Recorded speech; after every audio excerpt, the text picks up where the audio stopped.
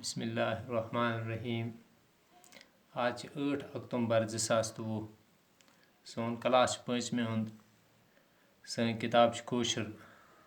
सोन topic माहौल। तुम करो पन किताब पेज नंबर 24। माहौल गो या तुम अंग्रेजीस मज वन एनवायरमेंट। सोन अंद पोक यह किस अंद अंद पानस वुचान कुल कुछ वुचान, हवा वुचान, आसमान जमीन वुचान, मकान वुचान, जानवर वुचान, इंसान वुचान। अत सरसे वन माहौल।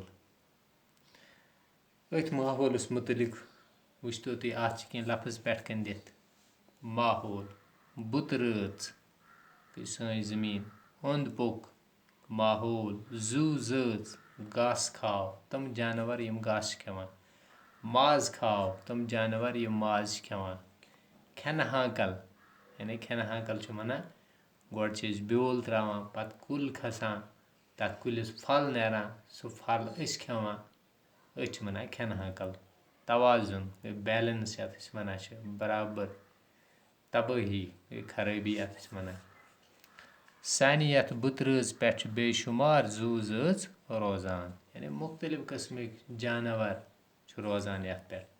यमिन सारे जू जचन हुंद जिंद रोजन तली मुमकिन ये बुत रच पे साफ हवा, साफ आब तो साफ अंद पोक आस। यानी अख इंसान या जानवर तली असल पे जिंदगी गुजरित ये तथ साफ हवा आस, साफ आब आस चेन खतर, माहौल ते गस साफ आसन। हवा आब तो अंद पक जू जच सोन माहौल बनावान। यानी हवा आब अंद पकुक माहौल, जू जच यथ मज यवान जानदार यह सोन बनावान माहौल। जू जच अख अकिस पे दारमदार थावान। ये घास आस तेली आसन जानवर, ये कह जानवर आसन तेल आसन तम जानवर यम माज खेवान हमिन जानवरन हुंद। चुट, बत, ठूल, माश, दोध, थन, माज, चामन, मेव, माछ बेतर खेवान। यानी यम चीज खेवान इंसान। यम सारी चीज कत हना सोचो। कत आना यह चुट, यह बत, ठूल, माश, दोध, चामन, मेव दपा यह सोचतो। यम सारी चीज अंद पक कुल जानवर तो जानवर दिवान। अम चीज कम दिवान, कुल कुछ दिवान, जानवर दिवान। अच्छा वुचतो यत बनायत आफ्ताब। योर कन लिखित आफ्ताबुक गाश, बुन कन लिखित कार्बन डाइऑक्साइड, ये लिखित ऑक्सीजन, ये लिखित ग्लूकोज। योर बनायत कुल अत पोश नेरित। कुल क्या त्रावान ऑक्सीजन नेबर, निवान क्या अंदर कार्बन डाइऑक्साइड। बुन कन जमीनस तल हयित मैदनियात, मूल, आब। यानी यपर क्या चनम खाद वगैरह या आब ये मूलन हंद जरिए हेर नेर नम चीज नेरन तेल हेर। कुल पाने पनुन गुजा तैयार करान। कुलिन तीर, छावल, कौकर बेतर खेवान।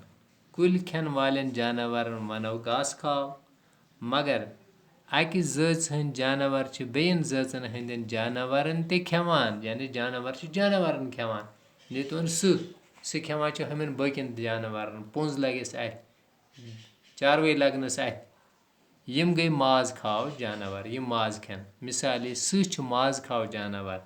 यह हांगलन, रूस कचन, तीरन, छावलन तो गुपनन बेतर खेवान। सब्जी खाव तो माज खाव जानवर तो किम क्रील कुलिन सत सत रोजान। सारवे खत ज्यादा कुल तो हैवान जंगलन तो समंदरन मज रोजान। क्या वना सारवे खत ज्यादा कुल तो हैवान सारवे खत ज्यादा कत कुल तो बे हैवान जंगलन तो समंदरन मज रोजान। तुम दपान समंदरन मज समंदरन मज कुल ते बाकी चीज जानवर ते। यम जू जच हेकन तेली जिंद तो सेहतमंद रूजित ये माहौल साफ आस। यानी सबक माहौल आस, सोन माहौल गस साफ रोजन। अत मज क्या सन जिम्मेदारी, सह जिम्मेदारी ये पूर करो पनुन माहौल थो साफ। अस क्या माहौल थो? आब थवन साफ, हवा थवन साफ, कुल कज रशन यम षटन ज्यादा कह, आब न गंद करन कह, हवा न गंद करन कह। अमी सत सोन माहौल साफ रोजान।